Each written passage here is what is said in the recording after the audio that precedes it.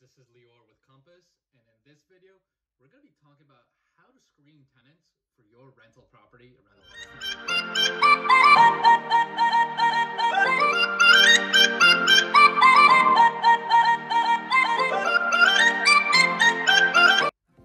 What's going on, guys? This is Lior. I'm with Compass, and in this video, we're going to go into the nitty-gritty details of how to screen tenants for your investment property. Now, before we get into this, two quick things. Number one, if you haven't already subscribed to my YouTube channel, please subscribe below, click subscribe below. I put out tons of new videos every single week about investing, tips for home buyers, home sellers, community and other lifestyle events. So if you want to be notified every time I do a new video, just click subscribe below, and that way you'll know right away when I do a new video. And number two, if you're even thinking about buying, selling, leasing, investing in real estate, anything to do with real estate, give me a call below, text me, call me, email me, whatever.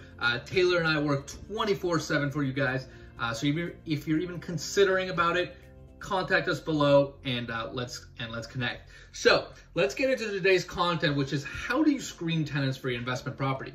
So before we get into it, right, we gotta know that Massachusetts has a lot of things that are very similar with a lot of other states in terms of how you can screen tenants, but there's also some really key nuances that you gotta be aware of if you're gonna be a landlord. So let's go into the typical criteria you want to dig into. So number one is going to be your credit score, right? So you want the tenant to provide a credit score, and if it's a low credit score, it gives you a little bit less confidence in the tenant, right? Because they're probably in more financial distress, if you will, or have some sort of more financial liabilities, which gives you less confidence that they can make the rent payments every single month on a consistent basis. The higher the score, obviously, the more confidence you have in him. Now, let's make one really important distinction about Massachusetts is it is illegal technically to have the tenant, to charge the tenant to pull their credit score. So what I mean by that is there's a lot of different softwares out there that you can pull, and you can essentially charge back the tenant for pulling their credit score.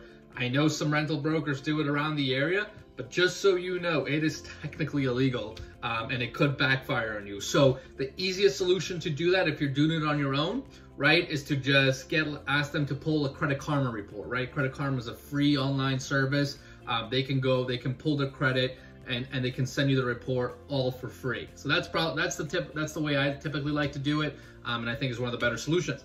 Number two, you're obviously want to evaluate their income, right? I mean, they gotta have a good salary or make some sort of money on a consistent basis. So you're gonna have confidence that they can pay you rent on a consistent basis, right? So the typical rule you might see thrown around online is that you typically want the tenant to have about 3 times the income, monthly income that is of the rent you're going to charge them. So for example, if you're going to charge them $1,500, you might want them to have, $4,500 in monthly income.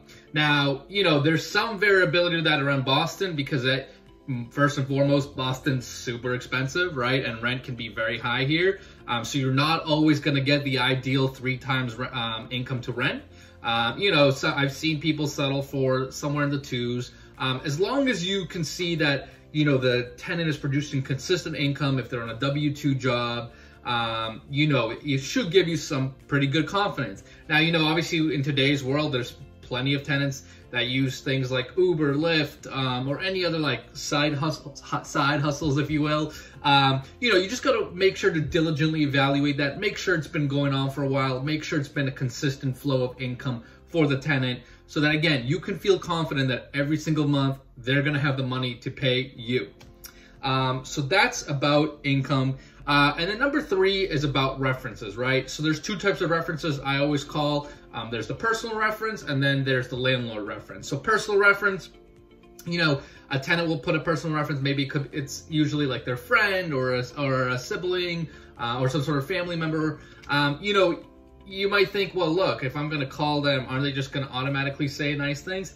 Yes, to a degree, but you just want to explore the avenues, ask kind of a few questions like, what kind of person is this? Is he messy, clean, that kind of thing.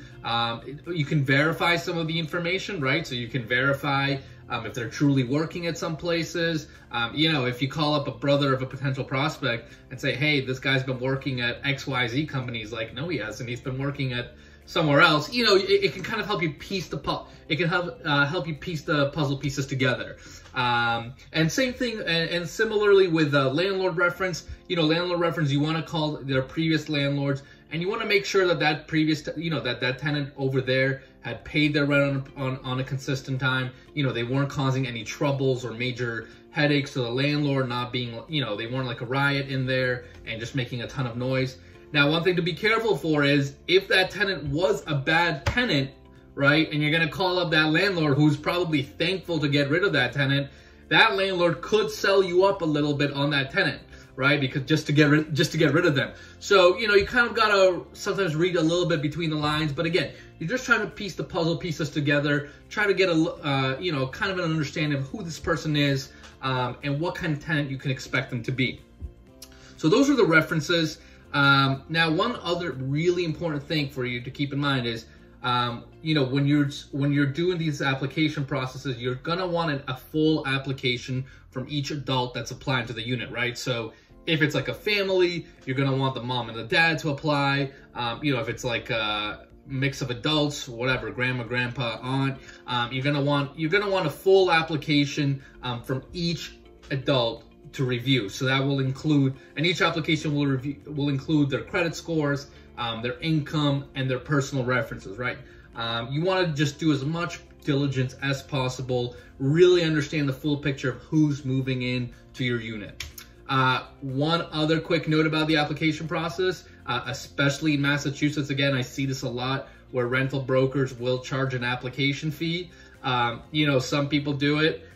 Again, just so you technically know, it is illegal as of right now to charge an application fee. You know, you can obviously do your own research, and take your own risks and rewards. But just so you know, you shouldn't technically be doing that. But obviously talk to a rental broker depending on where the area is and all that stuff and what their systems and processes are. One final component to it that I'm in addition to the three things that we talked about, which is the credit score, income, and references, I'll throw it out there, is the background check, right? You know, the background check will help you see if there's any criminal reports or any eviction history, right? Because that's key. If your tenant's been in eviction court before, that's not a great sign that they're going to be a great tenant, right? Again, that's background checks, like the application fees and like the credit scores, is not something you can technically charge back to the tenant. You know, so one simple way of doing it is just fronting the cost if you think they're going to be a good match. You know, but again, talk to your rental broker about that. Talk to, you know, if you're super worried about it, you can talk to an attorney. But that's just one other good step to have in there. Just, again, kind of cross your T's and dot your I's, if you will. And then one other, since I've already mentioned rental brokers a couple of times, if you're not familiar with how the rental game works in the Boston area, you know, most areas typically have you know, they're called like the rental shops. And that's the agents that are usually focused mainly on rentals. So all they do is live, breathe, and sleep rentals. So, you know, if you're worried about it or you want to talk to someone that does it on a consistent basis, you know, you want to just find the right rental broker shop for that particular area, or talk to a knowledgeable agent, and they can obviously help you point in the right direction. So I know that's a lot of information, but if you guys have any questions, any comments, put them below.